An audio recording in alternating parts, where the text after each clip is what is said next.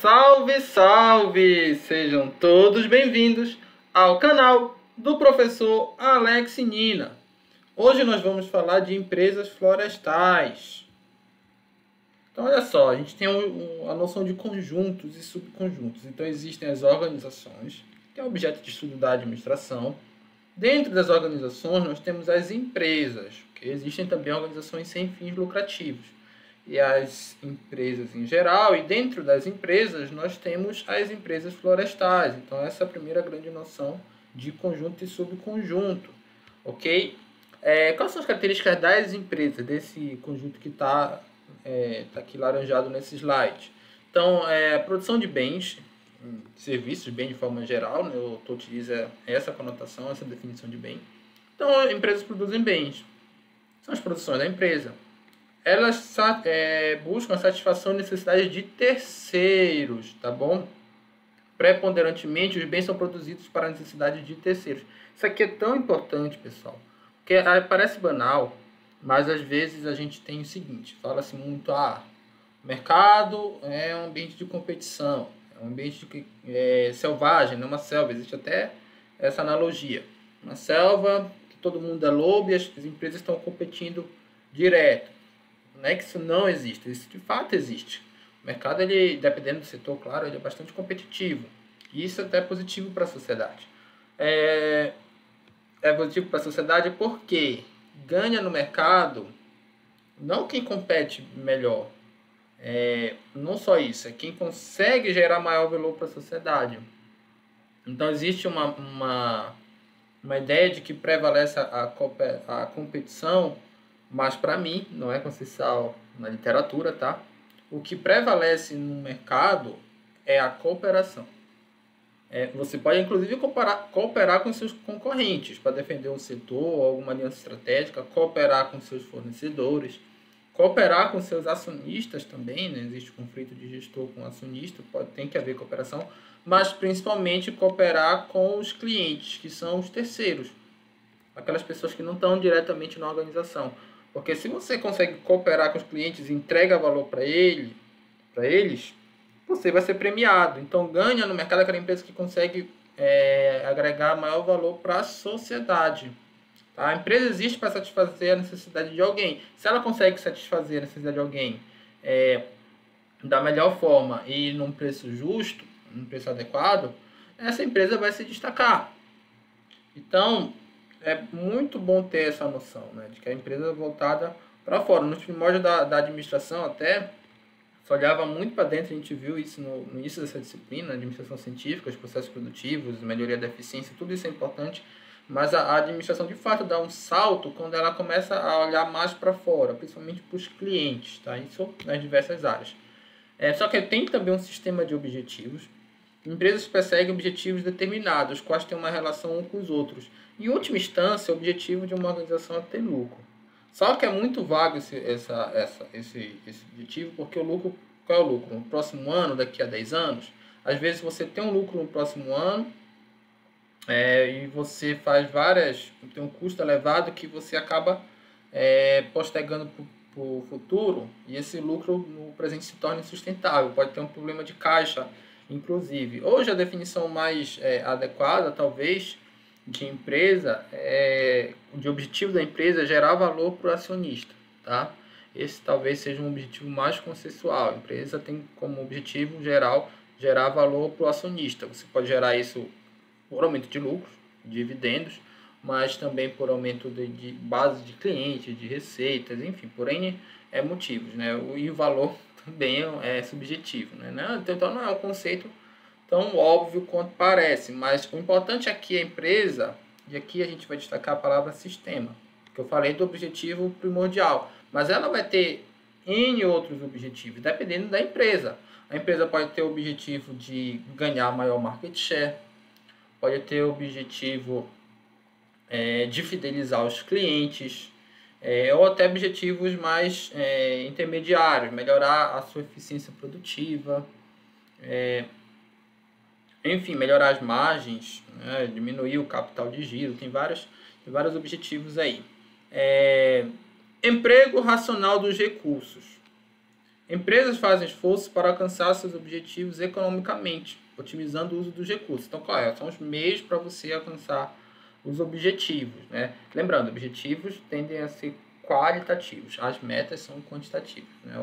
Geralmente o objetivo ele é composto em metas, e você tem que usar os recursos que você tem, humanos, financeiros, materiais, para alcançar essas metas, mas tem que ser uma forma organizada. Aí vem os planos, a estratégia, tudo isso que a gente viu em aulas anteriores. E são sistemas sociotécnicos. Por um lado, as empresas mostram uma componente social, que foi muito discutida na teoria humanística da administração, a escola de Alto Maio. Então, você tem os membros, os participantes das organizações, a grande área da gestão de pessoas, os conflitos que existem também entre as pessoas. Mas também tem um lado tecnológico.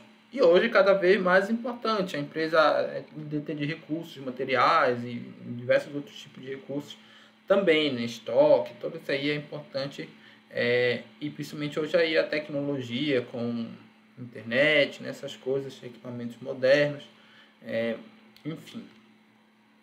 A sexta, a Constituição. As organizações mostram uma Constituição, um conjunto de políticas formais e informais. Seria políticas aqui, tá?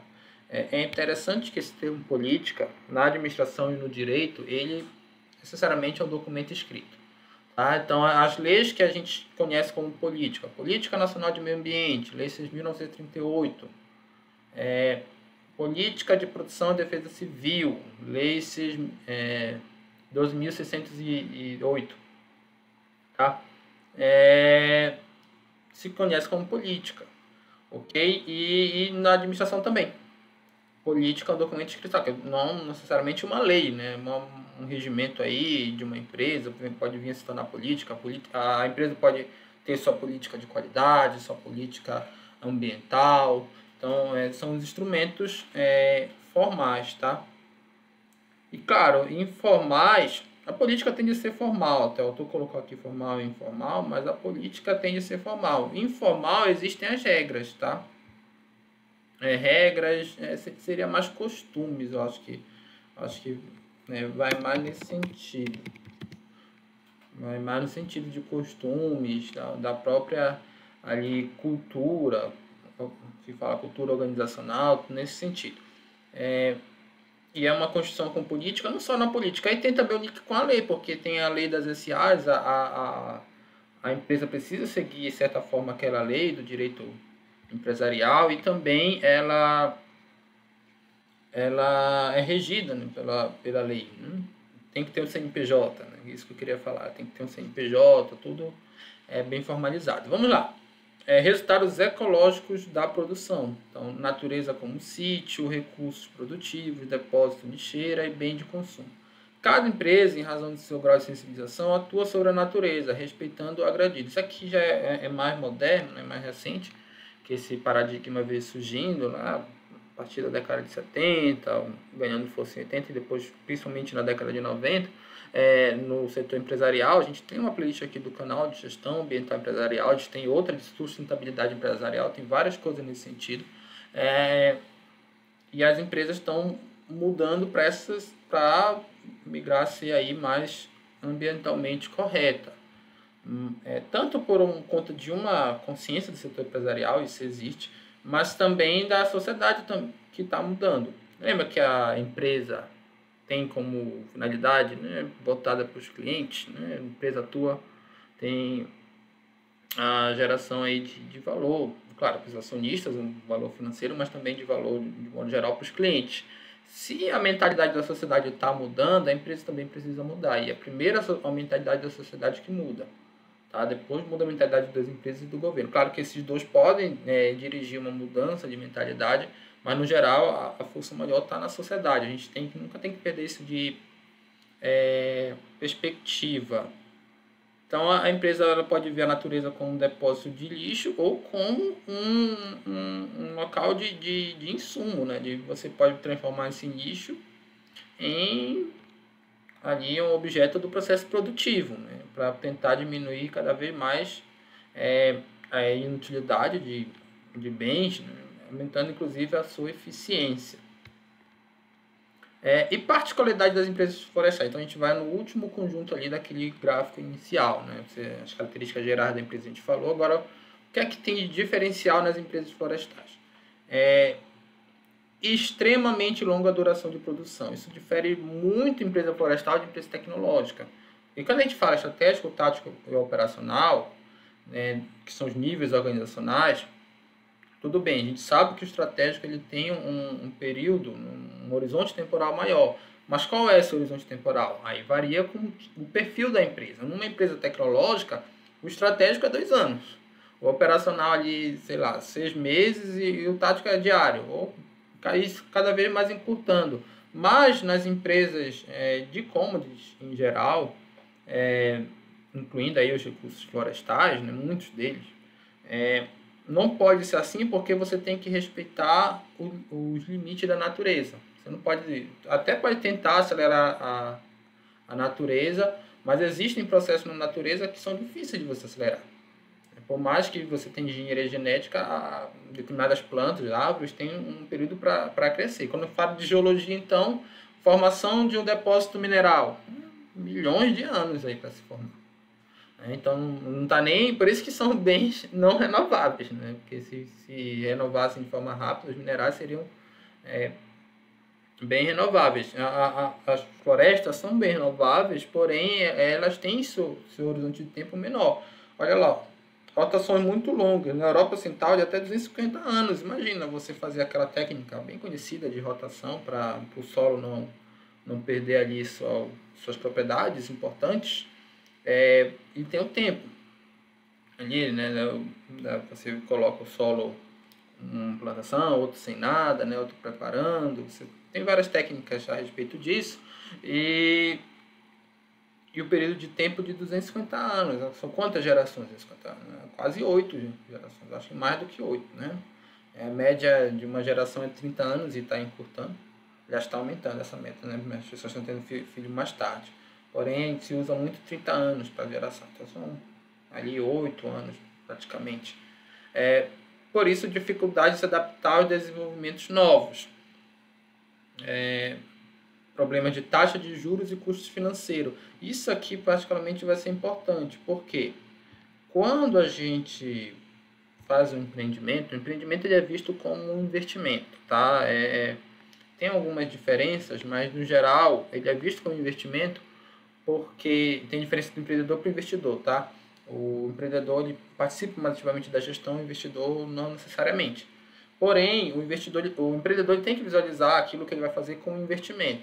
Por exemplo, se eu quero montar uma padaria, eu vejo que depois de todo fazer o meu estudo, né, a minha perspectiva de retorno financeiro, de fluxo de caixa projetado, eu vejo que ela vai me dar um retorno financeiro de 10% ao ano, daquilo que eu investi com o meu capital, né? Eu posso tentar alavancar com capital de terceiros. Só que tem um título público, ali um Tesouro Selic, que está me dando uma rentabilidade de 14% ao ano. Se eu investir no título público do governo com teoricamente menor risco do que o meu empreendimento, as chances de dar errado no empreendimento são menores.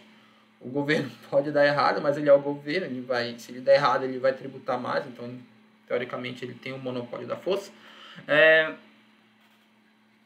E está me pagando mais com menor risco. Faz sentido abrir uma padaria? Não faz. 14% ao ano foi na história recente do Brasil, né? Por isso que você tinha um ambiente muito ruim para o empreendedorismo no Brasil. Isso começou a melhorar com a diminuição da taxa de juros básica da economia, porém aí veio as crises, né, política e depois a Covid.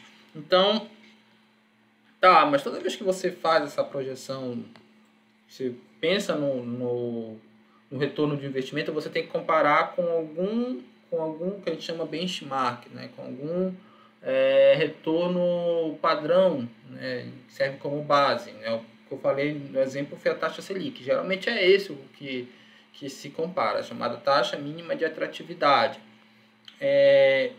E você se compara projetando os retornos para o futuro e usando uma metodologia chamada de valor presente líquido.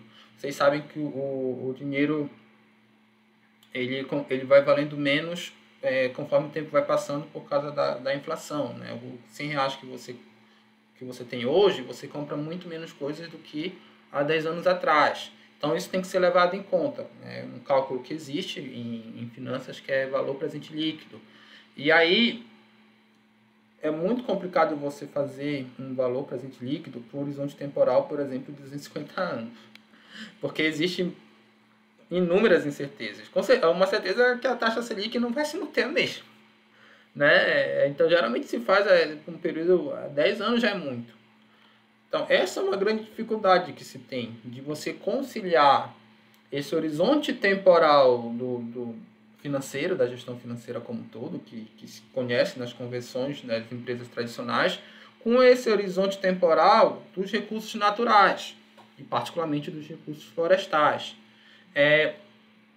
E linkado a isso, você tem a dependência das condições naturais. Então, você tem uma dependência forte de fatores naturais por intermédio de integração da produção na complexidade da natureza. Por exemplo, dependência ali das secas e das inundações. Todo mundo que trabalha com recursos florestais, agricultura também, sabe que esse tipo de empresa que trabalha com esses recursos são altamente dependentes aí das condições meteorológicas. Problema de determinação do rendimento. Árvores são tanto produto como meio fator de produção. A maturidade do produto não é inequivocamente determinável.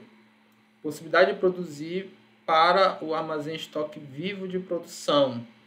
Então, a árvore ela é um produto que você vai vender, mas ela também é um meio, porque se você tirar todas as árvores, não tem como você pedir para um fornecedor novos insumos, né? Se você desmatar tudinho lá, né? Vai ter que ter tempo, claro, para maturar, pode ser até que você não recupere a região. Não dá para você determinar quanto tempo a árvore vai estar pronta para ser vendida, porque isso depende de várias condições, inclusive essas condições meteorológicas que eu falei ainda há pouco. Diferente, por exemplo, você vai numa indústria como a Toyota, a Toyota não tem estoque, né? Mas numa indústria automobilística lá, você consegue, na Toyota também, o tempo para você produzir um carro, que é a indústria automobilística, é esse tempo aqui. Claro que depende de insumos, mas tem como você estimar com uma boa precisão o tempo.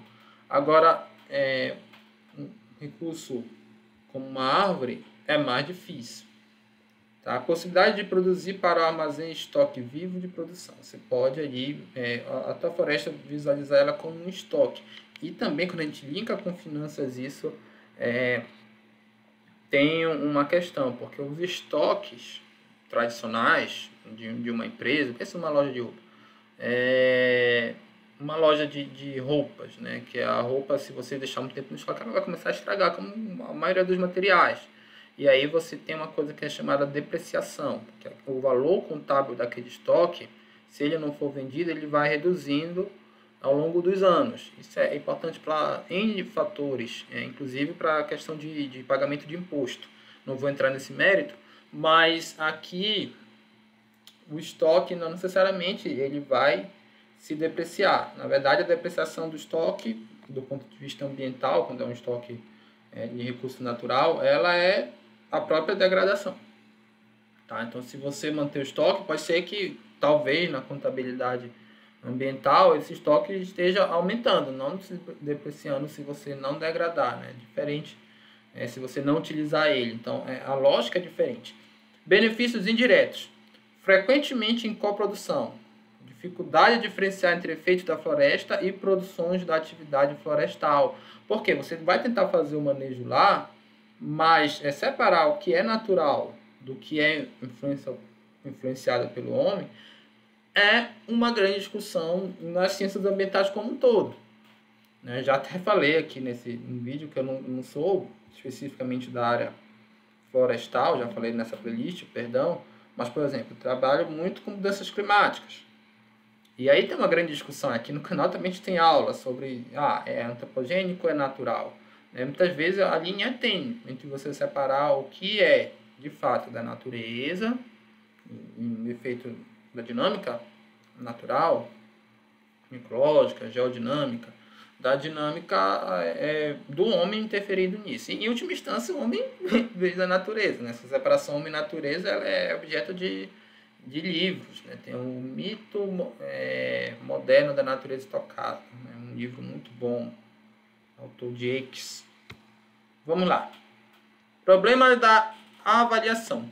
Grandes dificuldades para obter informações. Interligação fortes entre fatores. As variáveis ambientais são muitas. Então, você estabelecer talvez uma relação entre os fatores é muito complicado, né? As informações não são tão fáceis de você obter. Imagina você fazer um mapeamento ali como é que se chama? Quando você faz o inventário, né? Inventário de um estoque tradicional é mais fácil, você tem como controlar. Agora, o inventário de uma floresta, que está todo dia, é um pouco mais complicado, né? Até a área geográfica tende a ser maior. Rotação do capital, rotação muito pequena do capital. Frequentemente, grande parte do capital próprio, pequena parte do capital alheio. Olha só, essa rotação pequena do capital, ela é devido ao fato de longa duração. Como o retorno é de longa duração, você não vai produzir e logo vender. Então, você demora um tempo para produzir e vender, por isso que a rotação do capital é pequena, tá bom? Isso é uma característica própria dessa empresa, não necessariamente é bom ou ruim, a grosso modo isso, mas, e como tem esse risco associado, né?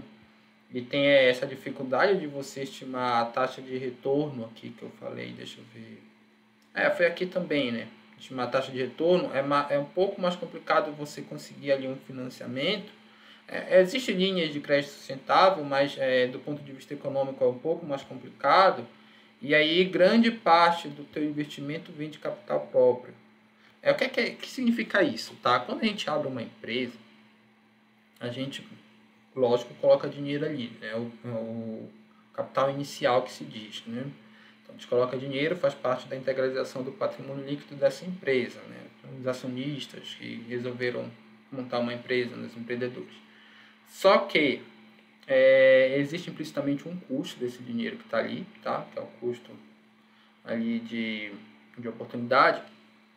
Às vezes esse custo pode se tornar muito alto e é vantajoso você buscar fonte de financiamento, até porque você não tem dinheiro infinito para colocar na empresa.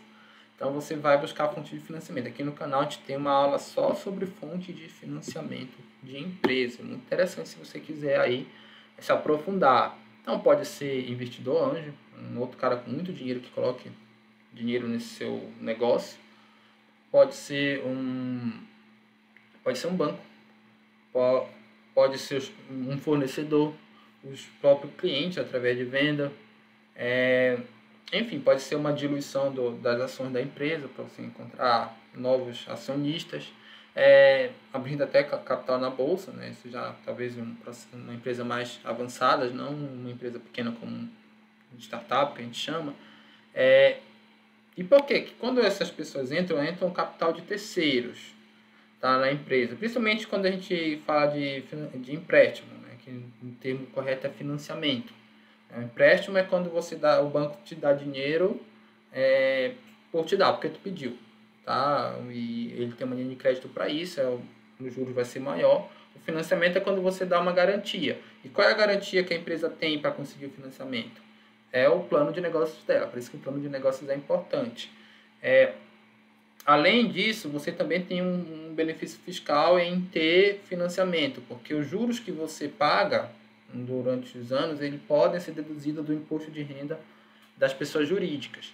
Então, via regra, para a pessoa jurídica, faz sentido e é bom você ter dívida, desde que seja uma dívida controlada. A gente já falou disso também lá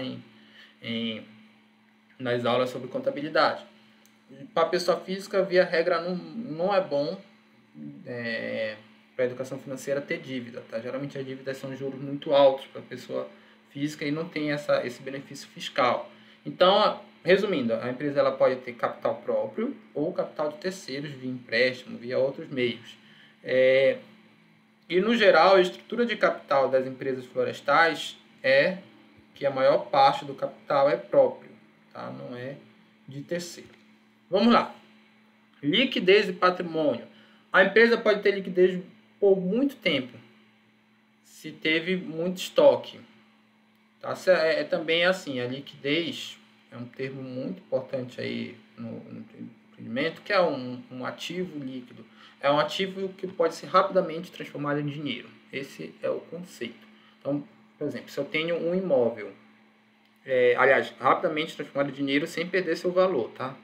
Se eu quero vender ele amanhã, muito difícil. Primeiro que eu não vou conseguir, que tem a questão burocrática, né? Se eu não iniciei o processo. Mas eu quero vender o mais rápido possível. Provavelmente eu vou ter que vender ele abaixo do preço. Isso que é liquidez. E às vezes nem isso, porque às vezes você nem consegue. Às vezes, por exemplo, você fez uma venda a prazo. O cliente parcelou de 12 meses. Você vai ter que esperar 12 meses para receber a última parcela. E aí você pode estar com problema de precisar do dinheiro agora, problema de caixa. Como você vai ter que esperar todo esse tempo, você está com problema de liquidez, tá? Nisso do ponto de vista empresarial.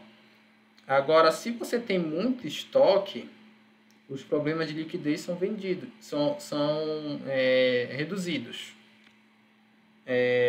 Por quê? Você tem estoque para poder vender. Por mais que você venda ali abaixo do preço, mas se você tiver algum problema de caixa, você vai ter que vender parte do seu estoque. E as empresas florestais trabalham com bastante estoque. Ao mesmo tempo, pode acontecer uma diminuição do patrimônio, tá? Por conta disso. Se precisar vender o estoque, ele vai ter que diminuir, né? Você vai vender por um custo menor. E aí, patrimônio é ativo menos passivo. Se você diminuir o ativo, você vai diminuir o patrimônio, né? É claro que tem uma lógica contábil aí mais rebuscada, mas eu não vou entrar nesse mérito. Por isso, sempre a separação entre a produção do orçamento e a produção do patrimônio é necessário, tá? Aqui, basicamente, aqui está falando de DRE e aqui de balanço patrimonial. Extensão de área. Por isso, problemas de organização e comunicação, princípios em obras, tá? Por isso está meio que não, aqui está devido à extensão em áreas, é isso, ocorre problemas de organização e comunicação. E a princípio está sempre em obras, tá? Não é um estoque que está ali parado e se depreciando. Ela tem a dinâmica natural lá da região florestal. E você tem que estar se comunicando diretamente para todo mundo que está envolvido no processo, de certa forma está sendo atualizado sobre essa dinâmica. A extensão territorial é uma característica bem marcante. Variedade de tipos empresariais. Em comparação com outros setores econômicos, existe uma grande variedade de empresas florestais, porque existe uma grande variedade de florestas, tá? De biomas, e dentro de cada bioma tem suas especificidades. Então, é um setor muito difícil de você determinar um benchmark, né? O que é benchmark? Melhor prática de mercado. Pode ser usado em vários contextos. Até usei benchmark no contexto financeiro, mas no contexto de empresas, de gestão empresarial, é assim. Imagina que você queira montar uma empresa de software aqui no Amapá. Você vai atrás, ver o que é que fazem as melhores empresas de software, as empresas que mais se destacaram. Você quer montar um canal, bora pegar algo mais palpável, montar um canal no YouTube. Você vai atrás dos caras que se destacaram no YouTube. O que é que eles fizeram para montar um canal, se você almeja um canal para trazer aí alguma renda, tá? Isso é benchmark. E é fácil, pensando no YouTube, por exemplo, eu pegar um canal que seja parecido, digamos que seja o canal do professor Alex Nino, que fale um professor. Tem vários canais de professores aí. Veja aquele que se destacou, ele faz aula assim, ele faz assim. Eu tento... o benchmark é justamente isso, copiar o que ele faz, melhorando, adaptando à minha realidade, mas é relativamente fácil. Agora você quer montar uma empresa florestal, aí você vai copiar quem? Um cara dos Estados Unidos, que lá tem outras variedades de espécies. Um cara, você está no norte do país, você vai copiar um cara do sul do país, que também a dinâmica é diferente, então é mais difícil, tá? De você fazer o chamado benchmark externo. Vamos lá. Independente do tipo empresarial, uma empresa pode ser compreendida como sistema classificado em diferentes subsistemas. Aí vocês vão lembrar nossas aulas de teoria dos sistemas. Toda empresa pode ser vista dessa forma. Os diferentes ambientes sociais são os quadros são o quadro para atividade empresarial, né? Acho que seriam os quadros, né? Não sei. Em sentido, acho que faz mais sentido. São os quadros, Aí tá aqui, ó, ambiente externo, tá? Isso a gente viu em planejamento estratégico. Tem ambiente interno e externo, mas quando tá só a palavra ambiente, significa ambiente externo. Aí tem a empresa, aí sim, ambiente interno, aí dentro da empresa tem o sistema de objetivos, de direção, de informação, de produção, tá? A gente vai avançar na próxima aula sobre isso. Mas já fazendo aqui uma adenda, sistema de objetivo. Cabem todos os aspectos de busca objetivos, né? Ordenamento, ponderação dos objetivos, além disso, questões da cultura de organização, e ideia fundamental da empresa e ética empresarial. Então, entra também aqui, de certa forma, os valores, aqueles objetivos estratégicos também, orientação estratégica, missão e visão que a gente viu lá em planejamento estratégico. Aí tem o sistema de direção, aí aqui vem o planejamento, os planos, o controle, a organização, a liderança aqui, tá? Todo o gerenciamento da empresa. Então, vem essa parte. Sistema de informação, que é importante, vem a contabilidade, particularmente contabilidade de custos, né? Por que a contabilidade de custo acaba sendo mais importante? Porque geralmente numa empresa os itens de receita são menores do que os itens de custo. Tá? A receita, você vendeu, tem receita, os custos não, tem custo fixo, variável, tem custo para cada insumo. Só você pensar também, o raciocínio é o mesmo para a pessoa física. Geralmente a pessoa tem um emprego, de onde é que vem o dinheiro? Do salário, acabou. Pode ter uma outra fonte de renda, claro, mas se tiver o padrão, tá? Claro que quando a gente pensa em grandes investidores, tem mais fonte de renda, mas o trabalhador comum tem a única fonte de renda do seu salário. E aí, mas e os custos? E o que é que ele paga? Aí tem conta de luz, tem conta de água, tem conta de supermercado, tem escola, tem tudinho isso, escola de filho, tem alimentação, né? Pode ter automóvel, o custo de transporte de forma geral. Então, é por isso que a contabilidade de custo aparece. Estatística empresarial, também no sistema de informação, tá? Mas também relatório sobre benefícios indiretos de uma empresa florestal. Tudo isso entra na gestão da informação. E o sistema de produção, aí vem toda a área de produção, insumo, consumo de recursos, avaliação florestal para determinar o valor da floresta, você tem métodos para isso. As áreas de aquisição, venda, marketing, financeiro, investimento, tudo está interagindo, na verdade, né, com isso aqui, né, dentro da produção. Bom, pessoal, essa aqui é a apostila que nós estamos usando nessa nossa sequência aí de aulas de Selinger, vamos falar o autor, né, Economia Florestal. Espero que vocês tenham gostado, se cuidem e cuidem de quem vocês amam.